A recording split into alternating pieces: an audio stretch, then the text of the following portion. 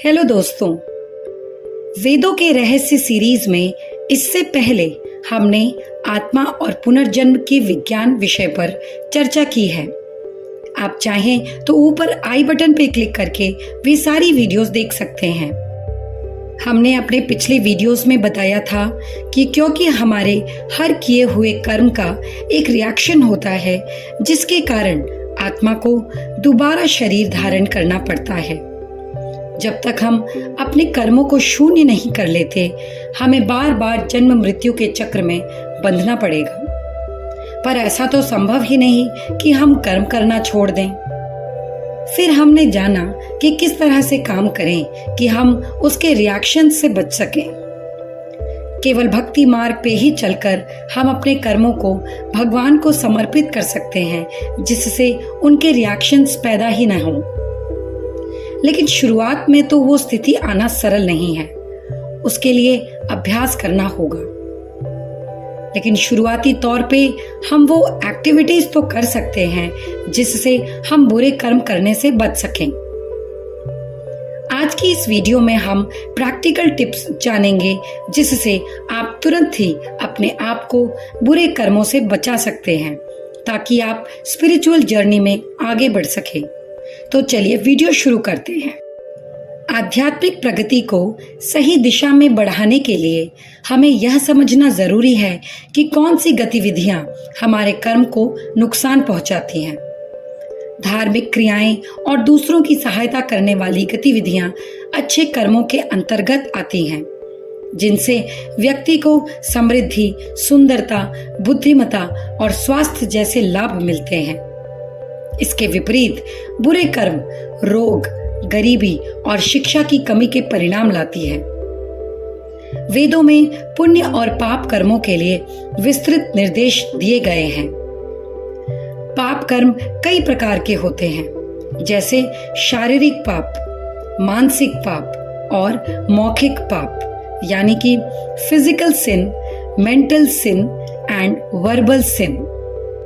Physical sin वो है जैसे चोरी, हिंसा या दुष्कर्म, जब कोई किसी को फिजिकली कष्ट दे या अपने शरीर का इस्तेमाल करे कुकर्म करने के लिए। मेंटल पाप जैसे कि दूसरों की संपत्ति की इच्छा करना, किसी के लिए मन में बहुत गलत सोचना या किसी गलत काम की मेंटल प्लानिंग करना। मौखिक पाप यानी कि वर्बल पाप तब होता है जब कोई किसी के लिए बुरे बुरे शब्दों का प्रयोग करता है। इन सभी पापों से जुड़े कर्म न केवल इस जन्म में बल्कि अगले जन्म में भी व्यक्ति के भाग्य को प्रभावित करती है। पापी कर्मों के कारण व्यक्ति विभिन्न प्रकार के दुखों का सामना करता है, जैसे शारीरिक पाप के कारण जीव को विकलांगता, रोग और अन्य शारीरिक समस्याएं झेलनी पड़ सकती हैं। मेंटल सिन यानी कि मानसिक पाप के प्रभाव में लैक ऑफ एजुकेशन या मेंटल डिसऑर्डर यानी कि शिक्षा की कमी और मानसिक स्वास्थ्य में गिरावट भी देखी जा सकती है। वर्बल सिन यानी कि मौखिक पाप के रिजल्ट में व्यक्ति को ऐसा शरीर मिल सकता है जिसमें वो बोल ही ना सके, जैसे किसी पशु या पक्षी का या पेड़ पौधे। ये उदाहरण ये दर्शाते हैं कि पिछले जन्मों के कर्म इस जन्म में भी प्रभाव डालते हैं।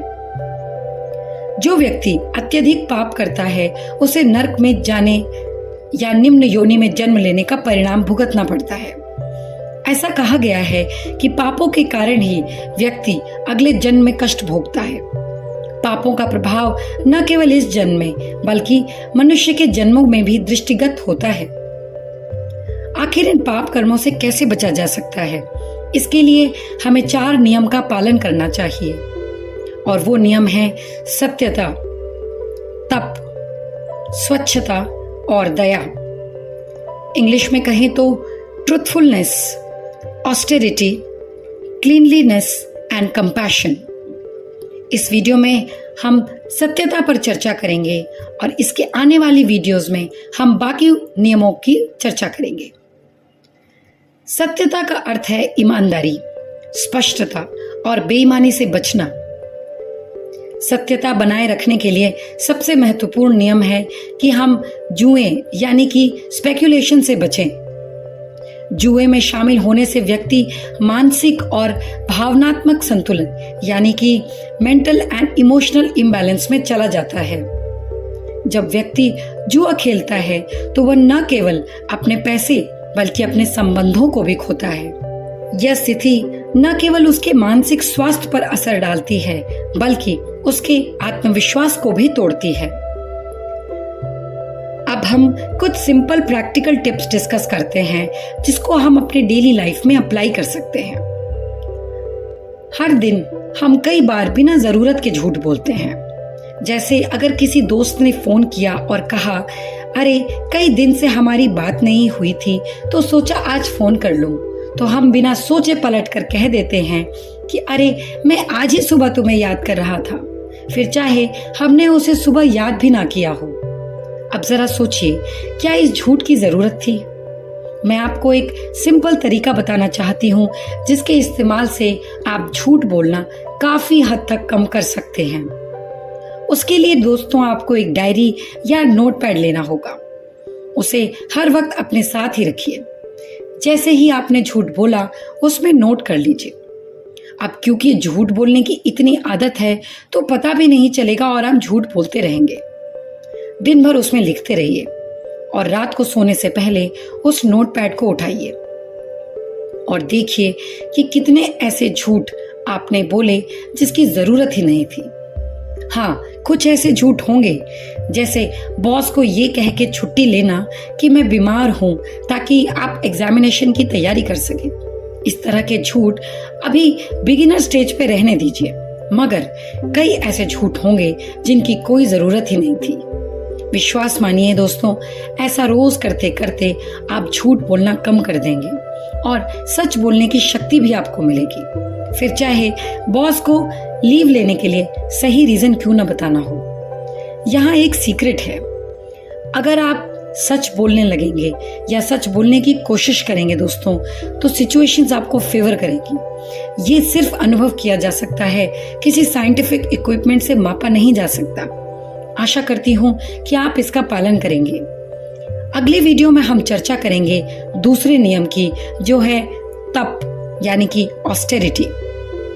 आसान शब्दों में बताने की कोशिश करूंगी ताकि हम अपने डेली लाइफ में अप्लाई कर सकें। इस वीडियो में इतना ही दोस्तों।